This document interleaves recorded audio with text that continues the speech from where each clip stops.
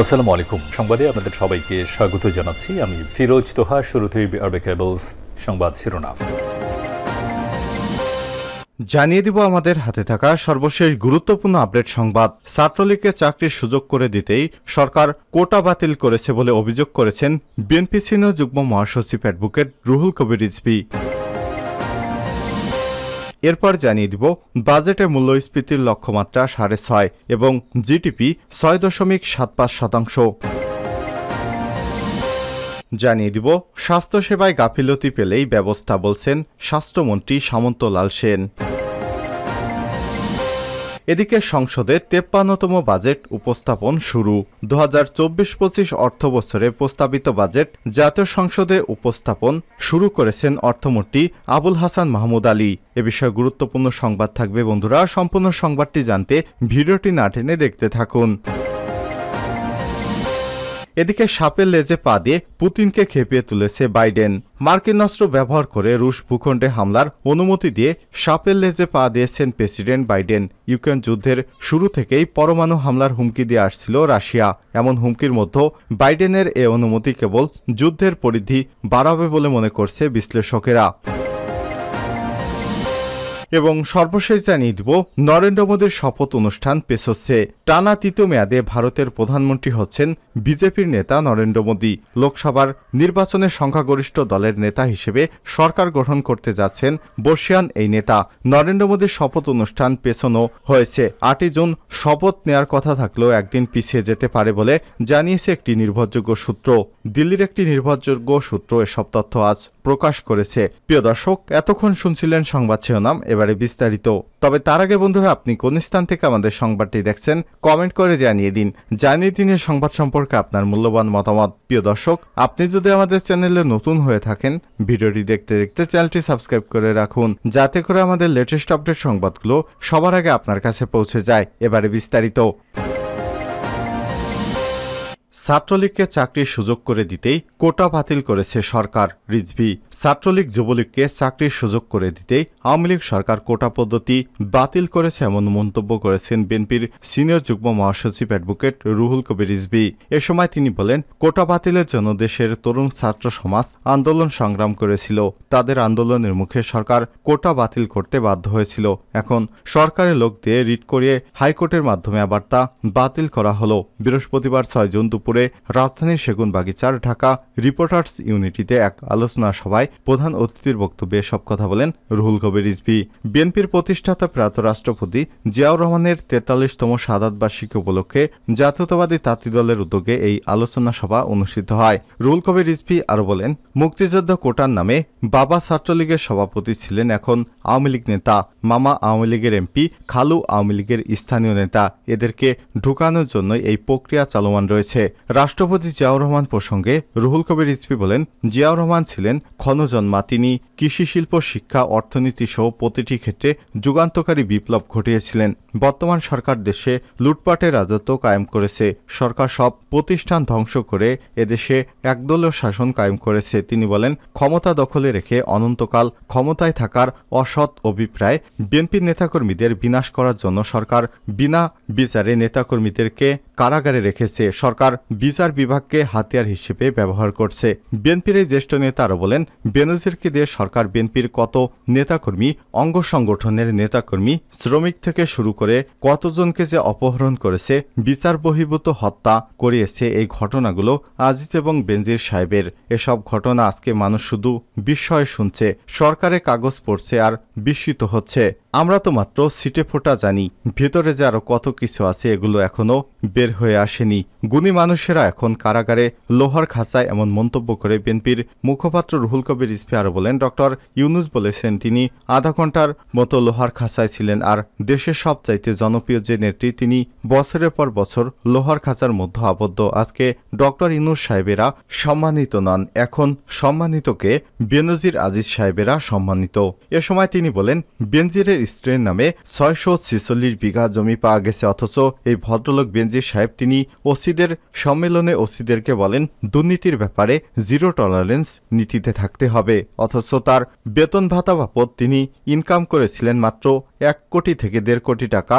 অথচ তার স্ত্রীর নামে রয়েছে প্রায় 50 কোটি টাকার সম্পত্তি। তাহলে দুর্নীতি কারা করে এখন সেটি স্পষ্ট।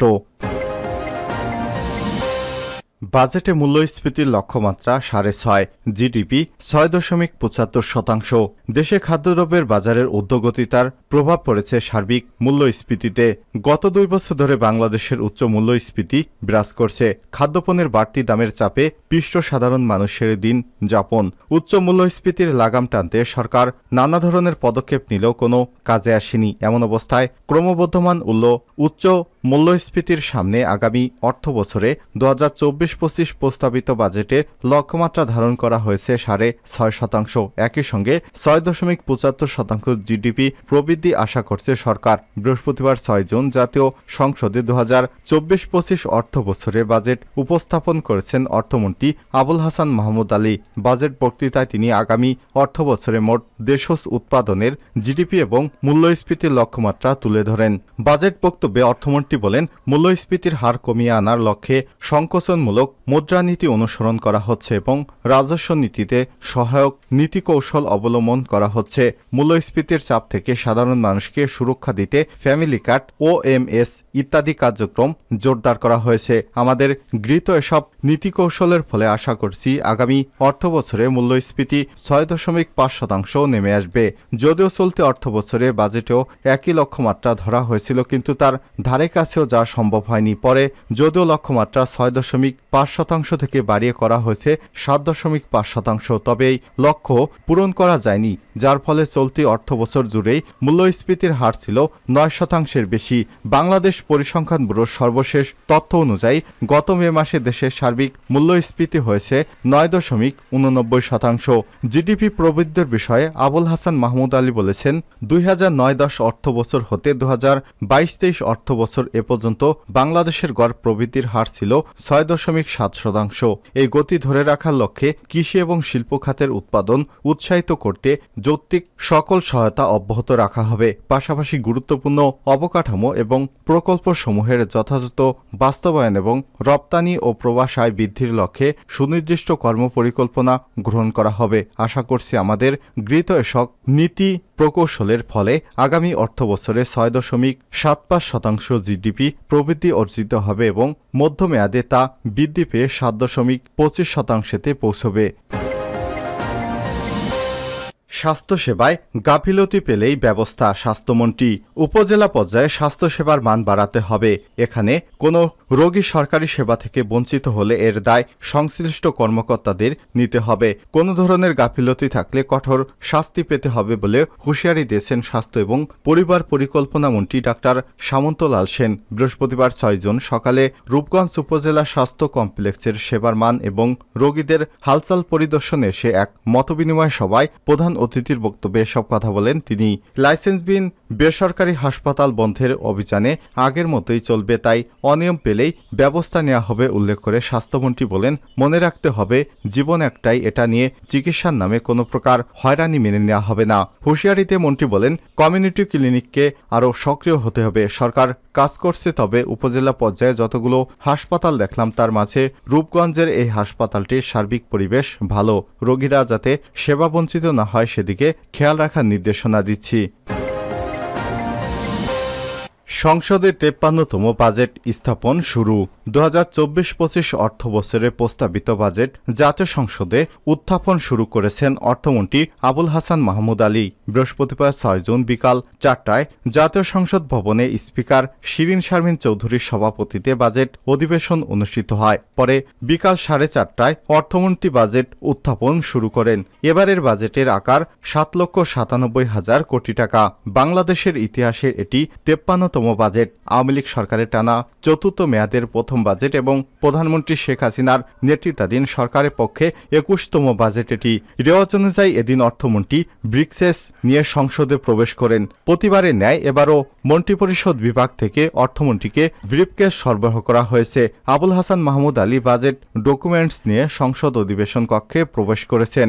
এর আগে দুপুরে মন্ত্রিসভায় বিশেষ বৈঠকে 2024-25 অর্থ বছরে প্রস্তাবিত বাজেট জাতীয় সংসদে উপস্থাপনের জন্য অনুমোদন দেওয়া হয়। বৈঠকে সভাপতিত্ব করেন প্রধানমন্ত্রী শেখ হাসিনা।